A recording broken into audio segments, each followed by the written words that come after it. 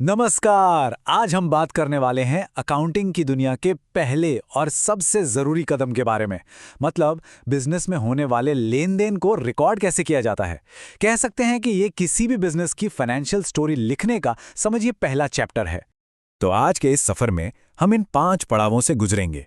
हम जानेंगे कि एक बिजनेस ट्रांजैक्शन आखिर होता क्या है, उसका पक्का सबूत क्या होता है, वो कौन सा फॉर्मूला है जिस पर पूरा हिसाब किताब टिका है, लिखने के नियम क्या हैं और आखिर में ये सारी जानकारी किताबों में कैसे दर्ज होती है।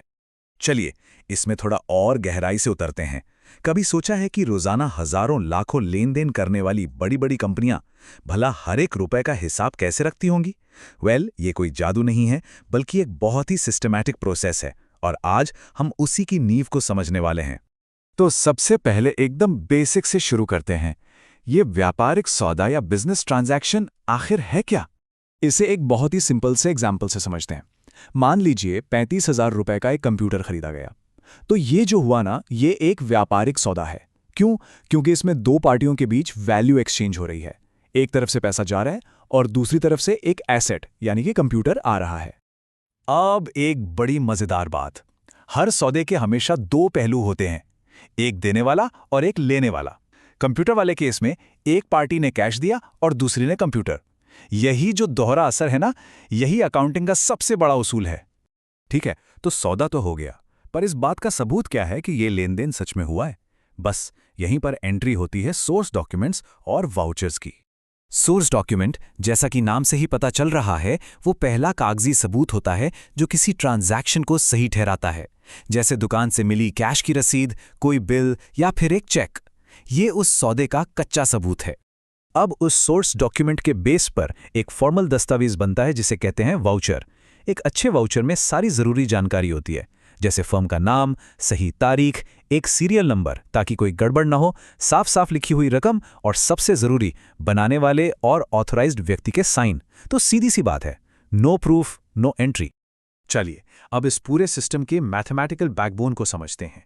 ये वो इक्वेशन है जो पक्का करती है कि हिसाब किताब हमेशा बैलेंस्ड रहे।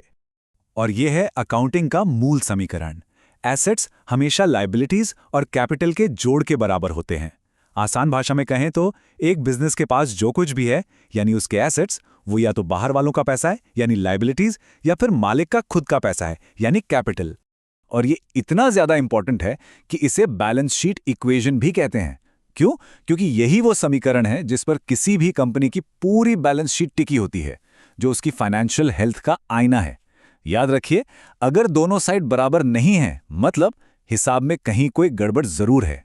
अब हम उस हिस्से पर आ गए हैं जिसे अकाउंटिंग की असली भाषा कहते हैं, डेबिट और क्रेडिट के नियम।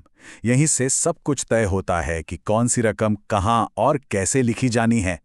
इन नियमों को समझने के लिए हम सारे अकाउंट्स को इन 5 मेन कैटेगरी में बांट सकते हैं: एसेट्स, लायबिलिटीज, कैपिटल, खर्चे और इनकम। और हर कैटेगरी के लिए नियम जरा से अलग हैं। तो सबसे जरूरी बात है इन नियमों को समझना।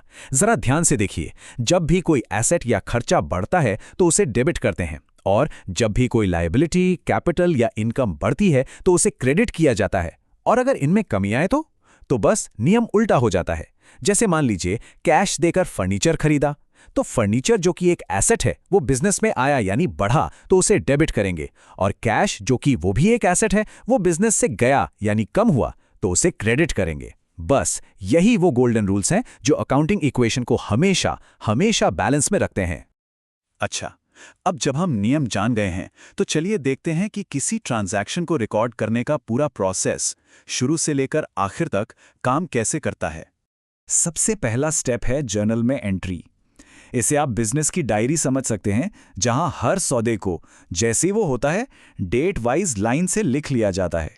जर्नल के बाद नंबर आता है लेजर का। इसे मेन बुक माना जाता है।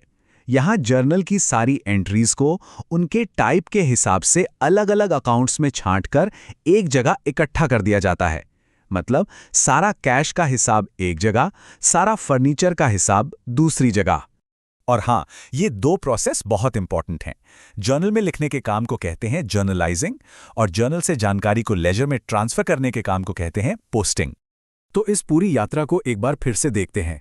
सबसे पहले सोर्स डॉक्यूमेंट से सौदे को पहचाना जाता है, फिर उसकी जर्नलाइजिंग होती है, मतलब जर्नल में एंट्री, और आखिर में लेजर में उसकी पोस्टिंग कर दी जाती है। बस इन 3 स्टेप्स में रिकॉर्डिंग का पूरा प्रोसेस सिमट जाता है। आखिर में ये याद रखना बहुत जरूरी है कि अकाउंटिंग सिर्फ नंबरों का खेल नहीं है। ये असल में बिजनेस की भाषा है, एक ऐसी भाषा जो बताती है कि कंपनी कहां से पैसा कमा रही है, कहां खर्च कर रही है और कुल मिलाकर उसकी फाइनेंशियल हेल्थ कैसी है। आज हमने इस भाषा की ABCD सीखी है, तो अब सवाल ये उठता है कि क्या इस भाषा को बोलना सीखने के लिए अगला कदम उठाने को तैयार हैं?